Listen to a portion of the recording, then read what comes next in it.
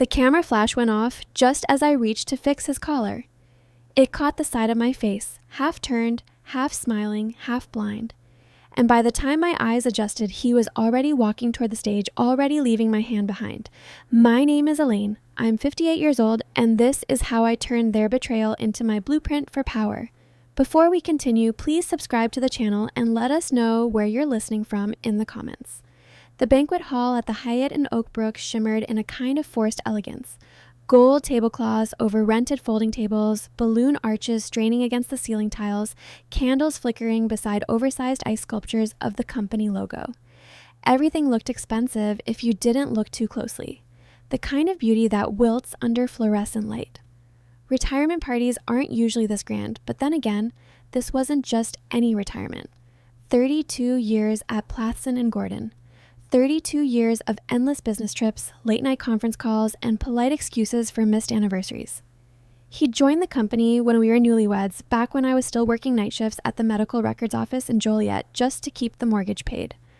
We were kids then. I used to pack his lunches, ham sandwiches wrapped too tightly in foil, and wait up until I heard his car on the driveway. He'd come home tired but proud, smelling of printer ink and ambition. I'd believed in him more than he believed in himself. And now here we were, hundreds of people, camera crews, champagne towers, and a slideshow screen bigger than our first apartment's living room wall. He smiled at the crowd like a man stepping into a legend he'd written himself.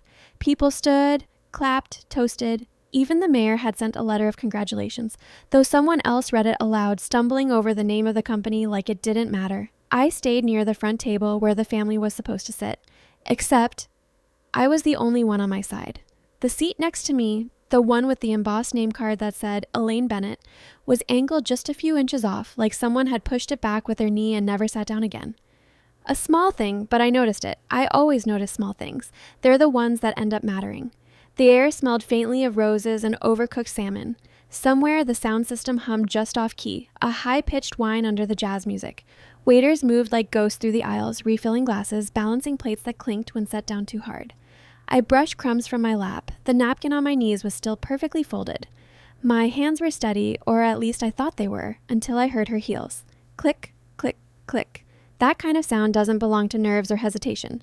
It's the click of ownership, the kind that silences a room before anyone even knows why. She walked, straight up to the podium like she'd been waiting all night for this moment. Karen. Sleek black dress, the kind that photographs well. Hair swept into a low twist, silver chain glinting under the chandelier. Her perfume arrived before she did, something floral and sharp. She smiled the way women do when they're pretending to be generous while quietly winning. Karen. Before you all dive into dessert, I have something for you, sir. The room chuckled at her formality. Sir, she always called him that, even on the phone when she knew I was the one answering. Oh, sorry, Mrs. Bennett, is sir home? As if he were royalty and I was the housekeeper. She handed him a leather-bound album, cream-colored, tied with a white satin ribbon. It looked delicate, almost bridal. Something you'd give to mark a beginning, not an ending. Karen. Just a little something from all of us. Your team. Her tone had that honeyed tightness that comes from rehearsing affection in the mirror. He smiled, shy in that performative way of his, pretending not to like attention while soaking it in. He untied the ribbon, lifted the cover, and for a second I caught my own reflection in the glossy page. Then laughter broke out. It started near the left tables, the marketing crew, always the loudest, and rolled through the room like a tide. HR joined in next, then the interns, then the managers. Nostalgic, indulgent laughter. The sound of shared history. Photos, one of him at the Napa Valley retreat, wine glass raised. Another from the company Christmas party where he'd been dressed as a reindeer. That one, I remembered taking it. The flash, the smell of spiced cider, his arm looped around me. But in this version, my hand was gone. The arm that should have been around my waist was cropped closer, tighter, neater. My shoulder erased. The empty space filled with air and shadows as if I'd never been there. I leaned forward, squinting. Next page, him on a boat, hair tousled, the sun burning gold behind him. Karen was in that one, wearing a floral halter dress, laughing too close. I wasn't on that trip. Page after page, hotel lobbies, conference rooms, cocktail hours, vineyard tours. He was everywhere. She was everywhere. I was nowhere. Every event I remembered as ours had been rewritten, every memory re-edited into something new. When I should have been there, a holiday, an anniversary, a gala I'd skipped after catching the flu, something else filled my space. A vase, a lamp, a strategically placed fern. Karen, it's been such a journey, 20 years of dedication. You've been more than just a boss. You've been a mentor, a friend. Applause again, softer this time, polite. My pulse thudded behind my eardrums like trapped thunder. I looked at the slideshow screen now looping above the dessert table. He was laughing at something, a photo of him from the 90s holding a flip phone the size of a brick. Everyone laughed with him, but I saw only the gaps, the absences, the deliberate reframing of a life. My water glass trembled in my hand. The condensation left a perfect ring on the linen. My fingertips buzzed like I'd been holding something electric. Behind me, someone whispered, "She must have had this custom printed." Another voice, "That's love right there." Love. I felt something hollow twist inside me. He didn't even glance my way, didn't say thank you to me, not once. When the applause died and people started wandering toward the dessert bar, I stayed seated. My napkin still folded, my plate untouched. The name card beside me caught the edge of the candle flame and curled slightly, blackening around the letters. He walked past to greet someone from the board.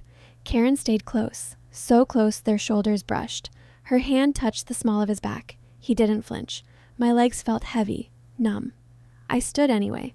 Not because I was ready to leave, but because if I didn't, I was afraid they'd give out. I moved through the crowd like a ghost.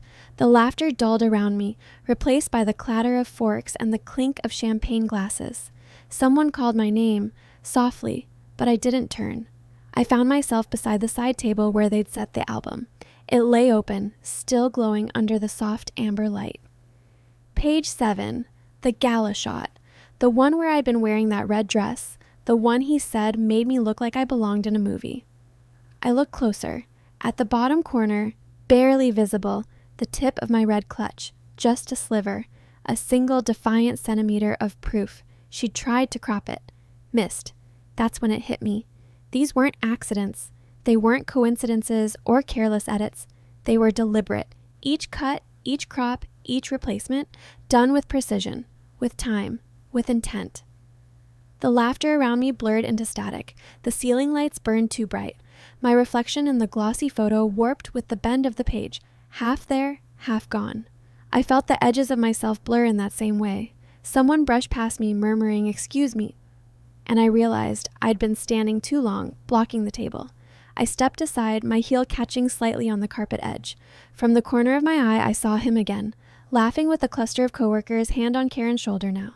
She leaned in to whisper something, and he threw his head back like she was the funniest thing in the room. And for the first time that night, I understood what I was looking at. It wasn't a celebration. It was a rewrite. A carefully staged revision of history, crafted in soft lighting and polite applause. And I was the ghost they'd already deleted. The ride home from the banquet was quiet.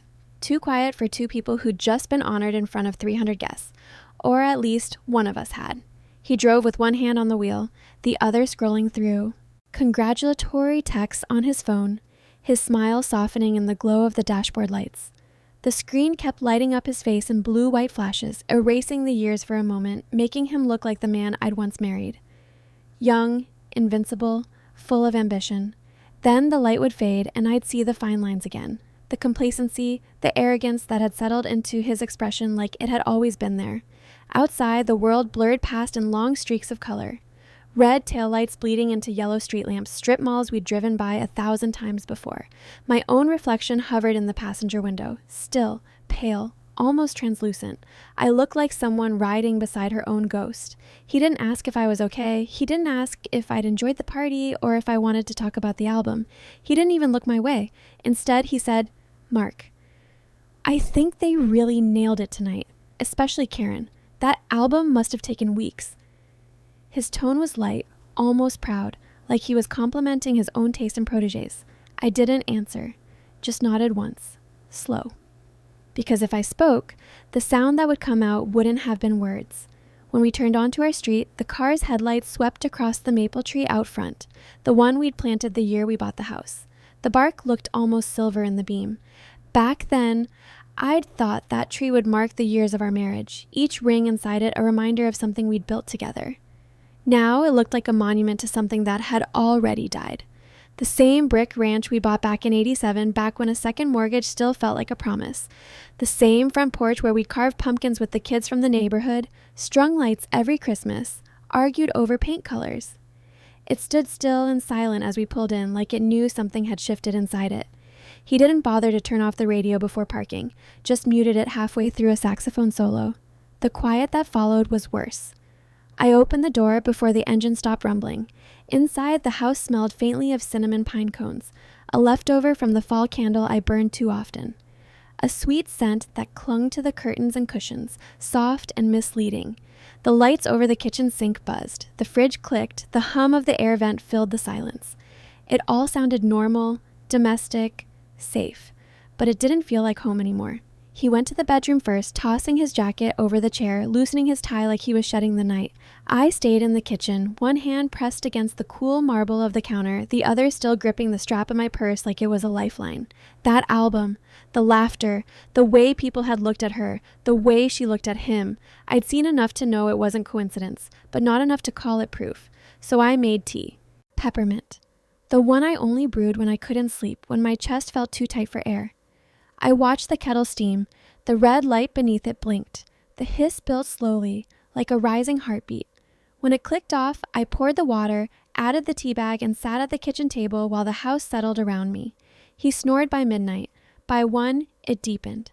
By 1:30, it steadied into that rhythm I used to find comforting. The slow exhale of a man at peace. I stared at the ceiling until 2. Then I got up. I took my phone from my purse, the charger cord dragging behind me like a tail, and opened my photo gallery. I'd taken nearly 50 pictures that night. The chandeliers, the cake, the toast, the applause. I'd even caught the moment Karen handed him the album. Her smile, the way she tilted her head up toward him like the stage lights were meant just for them. I studied each frame, not as a wife, as a witness. In one, her hand grazed his shoulder, fingers too familiar for a secretary. In another, his body leaned towards her before the camera flashed, subtle, maybe unconscious, but intimate in its ease. The longer I looked, the clearer it became. There was a story written between their bodies. One I hadn't seen before, but had been living inside for years. I opened my email next. The event photographer had sent out a link earlier that evening. Plathson and Gordon Retirement Gala album. I clicked it, downloaded every image, and set them beside my own. The difference between their version and mine was like watching someone repaint a portrait with the same brushstrokes but a different soul. Her edits weren't clumsy. They were methodical, precise, cropping, brightening, rebalancing the contrast. Each adjustment small enough to pass unnoticed, deliberate enough to alter the truth. Then I went digging. The old computer in the den hummed to life like an old dog waking from a nap. The monitor flickered, the startup sound too loud in the silence. I opened the photo folders I'd kept neatly labeled by year, by event. Company dinners 2015, Christmas party 2015, and there it was, the reindeer photo. In my version, I was beside him. My red scarf bright against the white lights, eyes crinkled from laughter, his arm around my shoulders. A moment captured, honest and whole. In hers, I was gone. Just him, center frame, alone but not lonely. I dragged both versions side by side on the screen. The edges had been tightened, the background brightened, the color of his tie slightly adjusted. It looked effortless, seamless. But she'd missed something, the reflection in the mirrored wall behind him, a flicker of red, the edge of my scarf faint but there, proof. I stared until my vision blurred. It wasn't a mistake, it was a rewrite. I stayed up until 3 a.m, comparing every image in the banquet album to my backups. Some weren't just cropped, they were retouched. My face, blurred in the background, my reflection erased from glass doors. In one, a hand I knew was mine had been carefully cloned out. Then I found one that made my stomach twist. A photo from a company dinner in Nashville. I remembered the night clearly. The waiter had spilled a glass of water in my lap right before I took the shot. I could still feel the cold shock, the laughter from the table, his teasing smile. In her version, she was there, sitting beside him, laughing like she belonged. I hadn't been in that frame, but she was now. The cursor blinked at the bottom of the screen, waiting for me to do something.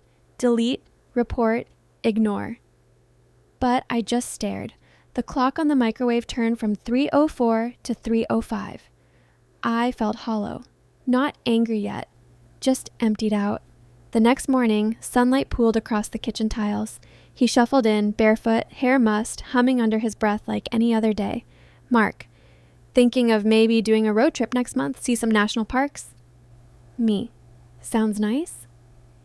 He sipped his coffee, scrolling through his phone again. Mark, maybe Karen could help plan the route. She's got a great sense of direction. Me, of course she does. He didn't even look up, just nodded, content. The rest of the day passed in that dull, awful normalcy that follows betrayal before it fully lands. I cleaned the counter, paid the gas bill, folded laundry, all while my mind turned over the same words again and again. He's replacing me. That night, after he fell asleep, I went to the den again, opened the file cabinet, pulled out the old tax folders, the home equity papers, the will. I wasn't looking for proof anymore. I was looking for the shape of the plan. And there it was, a 401k statement addressed to him, stamped with beneficiary change confirmation, dated 3 months ago. The line item, new primary beneficiary, Karen L. Matthews. The letters that looked too clean, too simple for what they meant. My name had been there since the beginning, decades. Through raises and promotions, through 2 recessions, through every sacrifice we'd made together. Now erased. The paper trembled slightly in my hand. Or maybe it was my hand trembling against the paper. I checked the life insurance policy next. His name on mine, mine on his. A symmetry we'd built together. Except now his had a note at the bottom. Amendment pending, secondary designation under review. I set it down, slowly, then opened the envelope that held our power of attorney forms, notarized, dated 2010, signed after his surgery when I'd slept in a plastic hospital chair for 5 nights straight. My signature still bold beside his. I traced the ink with my finger. He wasn't divorcing me. That would have been too public, too costly. He was erasing me quietly, socially, financially, legally. 1 document at a time, 1 frame at a time. By the time I realized it, the silence in the room was deafening. The next morning, I drove to the county clerk's office in downtown Wheaton. The clerk behind the glass wore readers as on a chain and smelled faintly of lemon lotion. I filled out the record request form with shaking hands. She slid the printouts through the slot 20 minutes later.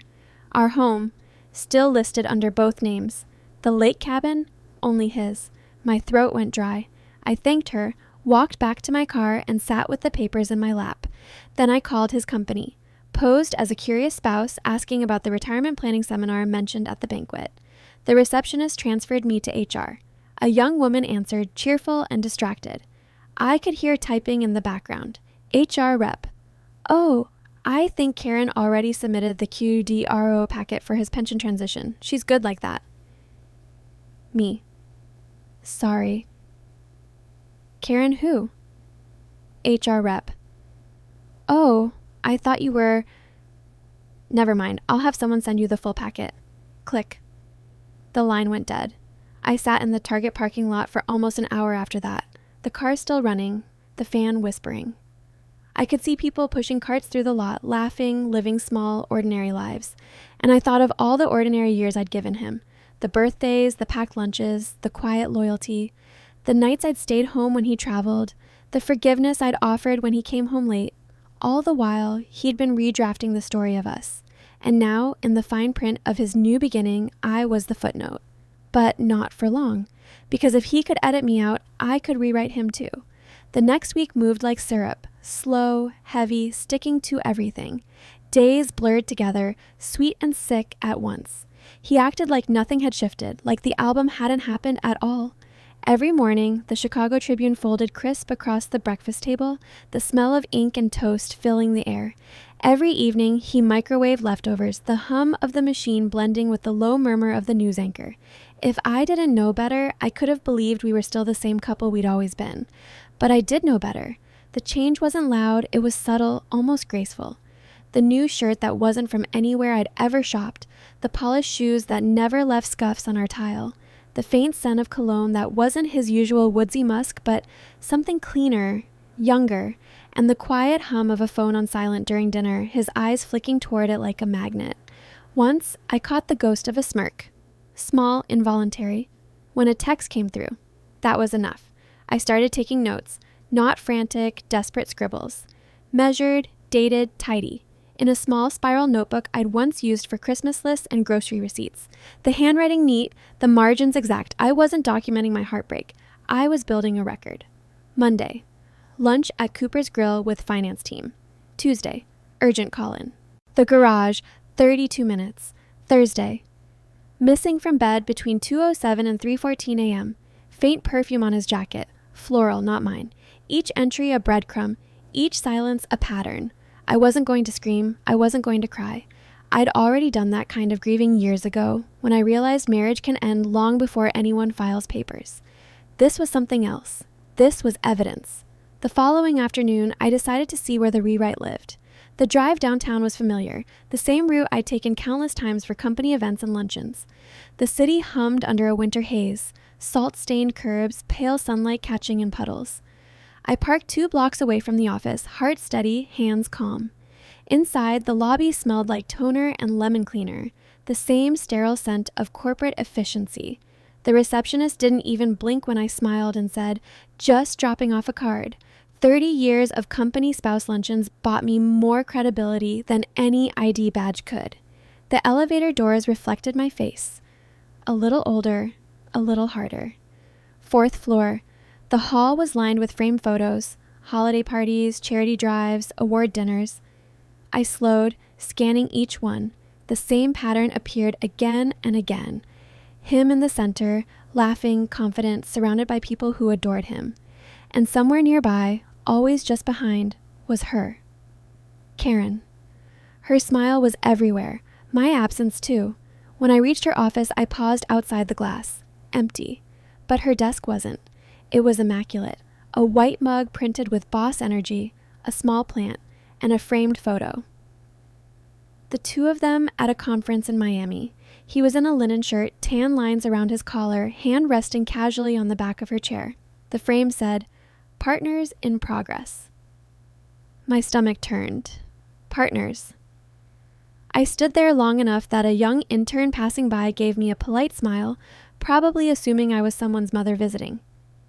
I smiled back too tightly and left. Back home, I didn't cry. I didn't drink. I just pulled the old desktop computer from the den, the one layered with dust and memories. I connected an external drive and waited for the screen to flicker to life. Years of digital clutter appeared. Folders labeled Travel 2017, Pension, Conference Notes. I clicked through each one methodically.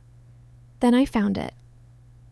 A subfolder buried deep under reports, simply labeled Trips. Inside, scanned hotel receipts, flight itineraries, car rentals, all under the company account, all listing 2 travelers, Mark Bennett and Karen Matthews, the earliest dated back 8 years. 8 years of lies, neatly itemized. I opened one from 2019, Hilton Nashville downtown, room type, 2 queen beds, but the room charge noted single occupancy. The timestamp? February 14th, Valentine's weekend. That was the year he told me he was attending a leadership summit. I'd stayed home, baking lemon bars for the neighborhood fundraiser, watching snow melt in the driveway, proud to be married to a man too busy for cliches. My hands went cold on the mouse. I scrolled further. Another folder, shared drive archive, a dozen JPEGs, each image from those same company events, the original unfiltered shots. When I checked the metadata, I saw her name listed as the editor. Date modified, 3 weeks before the party. She hadn't just curated the album, she had rewritten history. I leaned back in my chair and let the truth settle. It didn't hurt the way I expected. It just crystallized. The next morning, I printed everything. Receipts, photos, metadata sheets. I slipped each one into a plastic sleeve, labeling them like exhibits in a courtroom. The sound of the printer spitting out page after page was the only thing keeping me grounded. By noon, I drove to a cafe near the county courthouse. Neutral ground. I ordered black coffee and sat in a corner booth, the folder in front of me like a silent witness. Then I called someone I hadn't spoken to in years, Caroline, an old friend from church who'd gone into corporate HR after her divorce, the kind of woman who could quote federal employment statutes like they were nursery rhymes. She picked up on the second ring. Caroline. Elaine? Oh my God, it's been forever. How are you? Me. I need some advice. Off the record. Her tone shifted immediately. Where are you? We met an hour later. She slid into the booth, hair pinned back, eyes sharp. I handed her the folder. She flipped through it slowly. The more she saw, the harder her jaw set. Caroline, this isn't just personal. If any of this overlaps with company assets or retirement funds, it's a conflict of interest. Maybe worse. Me.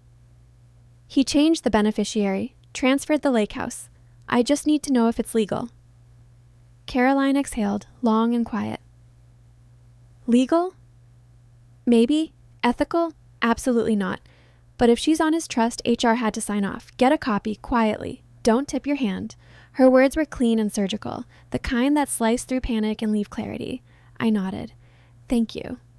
Caroline touched my hand briefly. You always were stronger than you looked. That night, I pretended everything was fine. I made spaghetti, poured wine, set the table like I always did. He came home humming, smelling of hotel soap and peppermint gum. He kissed my cheek, the gesture automatic, thoughtless. Mark, you should have seen the presentation today. Karen nailed the deck. The board loved it. I stirred the pasta sauce. The wooden spoon scraped the bottom of the pot. Me. She's talented. Mark, you've been quiet lately. Everything okay? Me. I'm fine. Just tired. He smiled. You deserve a break. Maybe Karen and I can handle the house paperwork this week. There it was. The first time he said Karen and I like we were interchangeable, like the erasure was complete. After he went to bed, I sat in the dark kitchen, the clock ticking too loudly. The answering machine blinked red. One new message. I pressed play. The voice of a woman from his pension office filled the room, calling to confirm the joint authorization signature for Mr. Bennett's retirement transition. Just need verbal confirmation from both Mark and Karen Bennett. Karen Bennett. She'd taken my last name. My breath caught in my throat. I rewound it, played it again, just to hear it. Karen Bennett. The audacity of it made my hands shake with something sharper than rage. It was disbelief refined into purpose. The next day, I put on my most harmless smile and drove to the HR office again. Noon. Lunch hour. I carried a small gift bag filled with homemade cookies. Props for the illusion. The receptionist recognized me from the party. Oh, Mrs. Bennett, so nice to see you again. Yes, just wanted to drop these off for the team, I said lightly. She thanked me, stepped out for coffee. I waited a moment, then slipped into the adjoining records room. The hum of the copier masked my footsteps. On the desk sat a folder labeled Retirement Transition, M. Bennett. I opened it. There it was, the new trust allocation form.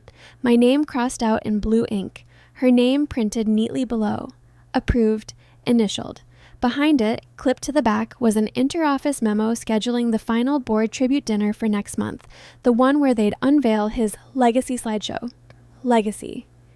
That's when it clicked. They weren't done rewriting history, they were planning a sequel. I memorized the date, the venue, and the name of the AV contractor. Then I left, calm, holding my bag of cookies like a stage prop. At home, I opened my laptop, made a new folder, labeled it Reconstruction. Inside it, I began piecing everything together. The real story. The uncropped photos. The unfiltered versions. The ones where I was still there. I restored each one carefully, adjusting contrast, pulling metadata, matching timestamps. I added captions that told the truth. By midnight, I had an entire alternate album. The real one. The one where I existed. Next, I drafted an email. Subject, Retirement Tribute, updated visual assets. I didn't send it. Not yet, I just saved it as a draft. Because revenge, like editing, was all about timing. He thought the story ended with that first album, but I was just learning how to edit. The day the board tribute dinner was announced, he came home giddy. Not just proud, preening. Like a man stepping into a legacy costume tailored just for him. He pushed through the door humming a tune I didn't recognize, the kind of half-remembered melody people whistle when they've just been congratulated. His coat swung off his shoulders and landed on the back of the chair like it had somewhere better to be. Mark. They're doing a whole thing. Big. Screen, fancy dinner, even invited the press this time. I might wear that navy suit again. I looked up from the kitchen counter where I was slicing lemons for tea. The light caught the blade and flashed against the wall. Me. You always looked good in it. He paused, just long enough to scan my face for sarcasm. There was none. I'd trained my tone to a perfect neutrality, not kind, not cold, just air passing through sound. He nodded, almost disappointed. Mark. Karen said she'd pull together the slideshow. She's good at that stuff. Me. I know. He smiled, faint and smug. He left his wallet on the counter, keys in the same ceramic dish we'd bought at a craft fair our first year of marriage. Rituals that hadn't changed, even if everything else had. I watched him walk down the hallway, scratching his neck like he always did when nerves itched under his skin. He hadn't realized yet that I wasn't asking questions anymore, and that silence scared him more than suspicion ever could. For the next 2 weeks, I became performance itself. I played the part perfectly. I offered to help proofread his speech, cooked his favorite meals, meatloaf, extra ketchup glaze, just how he liked it. Laughed when he forgot his glasses. Asked about his day with a softness I didn't feel. He mistook it for peace. One night, over dinner, I suggested casually, "You've been so busy. Let me help with the slideshow. Maybe pick up the USB drive from the AV company, just in case Karen doesn't have time." He looked relieved. Mark. Of course, you deserve that. It was the closest thing to an apology I'd heard in months. But I didn't need an apology. I needed a stage. The final dinner was scheduled for a Thursday evening at the Peachtree Pavilion downtown. A corporate ballroom pretending to be elegant. Faux velvet chairs. LED chandeliers. The kind of space where ambition and mediocrity look identical under dim light. It would serve its purpose. The board would be there. Old colleagues. Karen. Even the local business journal's editor had RSVP'd. 2 days before the event, I drove to the AV office. The lobby smelled faintly of burnt coffee and printer toner. The manager, a man named Doug with salt and pepper hair and a lanyard heavy with keys, looked up from his monitor. Doug, got the drive right here. Karen dropped it off this morning, all queued up. Intro video, slideshow, background loop. You want to run through it? Me. Actually, there's a last-minute update. Mark forgot to include something really personal. I handed him a new USB. Same label, slightly different contents. Doug. Should I check with Karen? Me. She's on vacation. He said to go through me. The lie slid out smooth as silk. I said it with the confidence of a wife who'd spent decades managing details no one else noticed. Flights, calendars, anniversary cards, the entire scaffolding of a man's success. Doug nodded, logged the change, and swapped the drives. When I walked out, my legs felt electric. Not shaking from fear, buzzing from voltage, the kind that hums in your teeth before lightning hits. That night, the house felt suspended in stillness. He was calm, almost tender. We watched Wheel of Fortune like it was just another Thursday. The soft blue light flickered against the walls. He guessed the puzzle before the contestant did and looked over at me with that old familiar grin, the one that used to melt me. It didn't anymore. He went to bed early.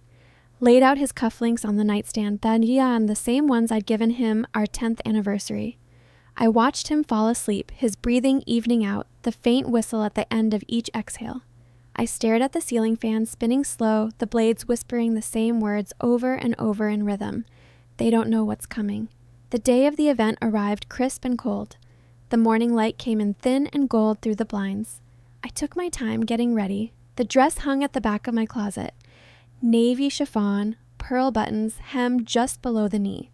The one I'd worn to his promotion gala in 2009. I'd nearly donated it twice. As I zipped it up, I noticed a faint white wine stain near the seam, a ghost of the toast I'd given that night. To a future we'll build together. I left the stain. Proof of truth. He complimented me on the way out. You still look beautiful in that. I smiled. You too. When we arrived, the lobby shimmered with polite laughter and champagne flutes. The air buzzed with the kind of admiration reserved for men who believe their own mythology. He was greeted like a king. Claps on the back, posed photos, handshakes that lingered just long enough to smell money. Karen arrived late, of course. Always late. Always rehearsed. Her hair was curled just right, her lipstick matte and calculated, her dress the color of modest ambition. Conservative neckline, body-hugging confidence. She leaned in close to whisper something to him. He laughed, eyes crinkling. He didn't introduce us. He never did anymore. I took my seat at the front. Direct line of sight to the stage and the screen. Dinner blurred, dry rolls, lukewarm roast beef, forks clinking against porcelain, my pulse sinking to the slow clatter of glassware. Then the lights dimmed. The MC took the mic. And now, a tribute to Mark Bennett's incredible journey. Music swelled, applause rippled, the projector hummed to life. The first image appeared. A grainy shot of him at 28, sleeves rolled, tie crooked. Laughter broke out across the room. Second slide. A company picnic. Karen in the corner, her smile calculated to look candid. Third slide. And that's when it shifted. The holiday party from 2015. But this time, it wasn't her version. It was mine. Full frame. Me, laughing in a red scarf, arm looped through his. The sound that filled the room wasn't laughter anymore. It was confusion. A beat of silence. Then the next photo. Napa Valley. Then Nashville. Then Miami. Each one raw and unedited. My hand on his shoulder. My reflection in the wine glass. My presence undeniable. People started murmuring. Chairs creaked. Someone whispered, "Wait, wasn't she cropped out?" Then came the overlays. Subtle, surgical. Receipts fading in beside the photos. Metadata timestamps hovering like ghosts. Karen L. Matthews. Hilton, Nashville. February 14th. Single occupancy. A shift rippled through the room. Forks clattered. Then the photo stopped. Black screen. White text appeared. She edited me out of his history. Pause. He made sure it stayed that way. Gasps. Real ones. Audible and sharp. The hum of the projector filled the silence, the only sound between one truth and the next. Then the final image came. The banquet photo. Him at the podium holding her album. But this version was wide-framed, restored. It showed everything. My empty seat, the corner of my dress, my reflection caught in the curve of a wine glass. The final line appeared on screen. You can erase a face from a picture, but not from the truth. The lights rose slowly. You could feel the air thinning as the realization sank in. He didn't move. Karen stood, unsteady, like someone waking up mid-accident. Someone in the back asked, "Is this for real?" No one answered. I stood, smoothed the back of my dress, my pulse steady, almost serene.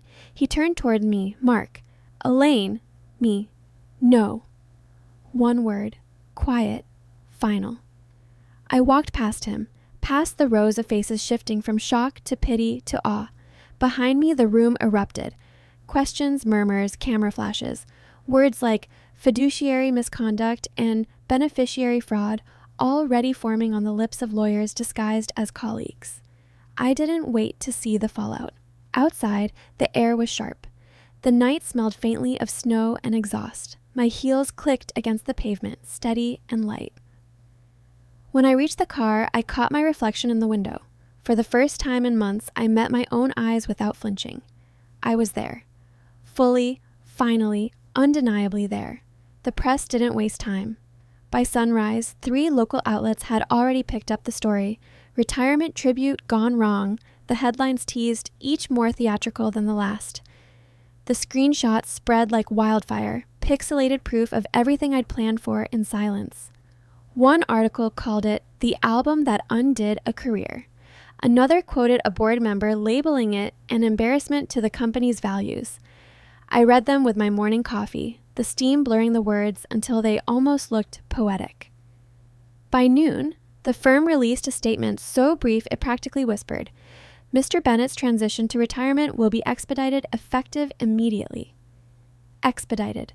A single word that meant fired without the ceremony. Karen was on leave. No details, just that. He came home that day before sunset. No announcement, no suitcase, no warning. Just a man in a rumpled shirt and a silence so large it seemed to change the gravity in the house. I was at the kitchen table, surrounded by stacks of papers, tax filings, property titles, the original power of attorney, all spread neatly in rows. Not because I needed to organize them, because I wanted him to see them. I wanted him to see that I had everything, that there was no frame wide enough to crop me out now. He stood in the doorway for a long time, the late orange light from the window cutting across his face. His eyes were glassy, his jaw set too tight. His shadow stretched across the floor, reaching toward me but never quite touching. When he finally spoke, his voice was hoarse, as if the words had fought their way up. "Mark, you ruined me." I didn't even look up. I turned another page, signed my name at the bottom of a form, slow and deliberate. Me. "No, I just printed the negatives you tried to burn." For a second, he didn't move. Then he pulled out a chair, the legs scraping against the tile like a reprimand. He sat down across from me, the same seat he'd used at breakfast for 30 years. His hands trembled on the table. No tie, no watch, just a man who'd lost everything he thought made him permanent. "Mark, you don't understand what she..." I looked up then, not angry, just steady. Me. "I understand perfectly. You gave her my place, in your trust, in your legacy, and then you gave her the power to erase me like I was a footnote in your resume." He swallowed hard. His gaze fell to the table, to the papers between us. Proof of how easily a lifetime can be redrafted. "Mark, I didn't mean for it to go that far." Me. "You didn't stop it. That's the same thing."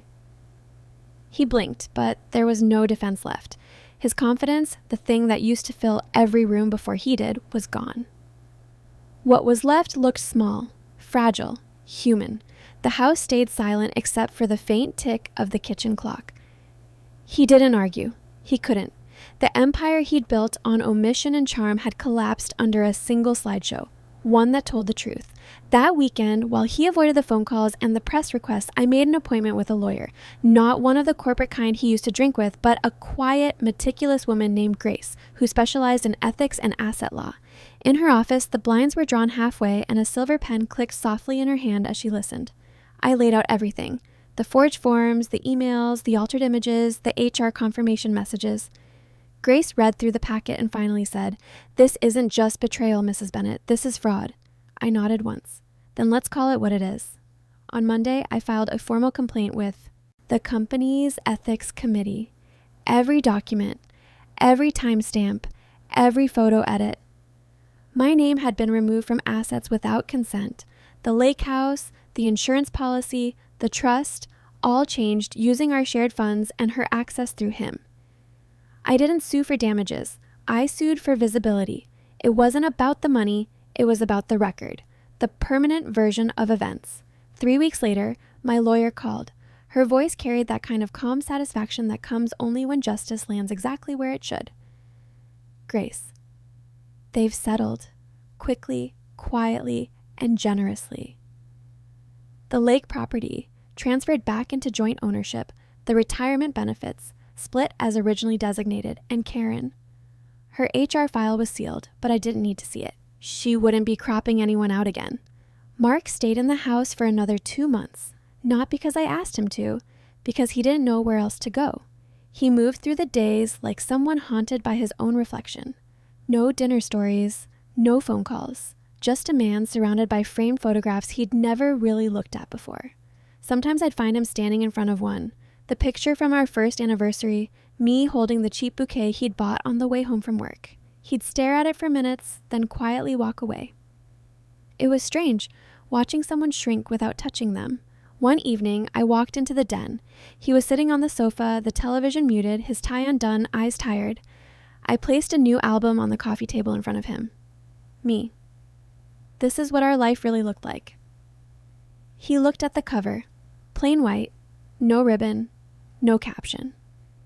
His hand twitched, but he didn't open it. He didn't have to. He already knew what was inside. I left it there. And I didn't wait for him to speak. The next morning, I packed my things. Not in a hurry, not in rage, just methodical. I moved out that spring when the lilacs bloomed along the fence line. I rented a small cottage near the Fox River, white siding, 2 rooms, a front door I painted yellow because I could. I grew tomatoes in pots and learned how to sleep through the quiet again. Sometimes I'd hear birds at dawn and mistake them for the hum of his phone vibrating on the nightstand. Old habits linger, but they fade too. One afternoon, while unpacking an old box, I found the red scarf from the 2015 photo, the one that survived every crop. The fabric still smelled faintly of peppermint and cold December air. I held it to my face and laughed, softly, sadly, but free, like someone flipping through a memory she finally owned again. A few months later, I mailed a small parcel to his office. Not his new one, the old one being boxed up for storage. Inside was a copy of the reconstructed album, every photo in order, every truth intact. On the inside cover, I left a note in neat cursive. You forgot to mention I was there. No return address, no signature, because I didn't need to be found anymore. I wasn't invisible. I wasn't vengeful either. I was present, fully framed, fully seen, fully done. If you were in my shoes, what would you have done? Let me know in the comments. And don't forget to subscribe for more stories like this.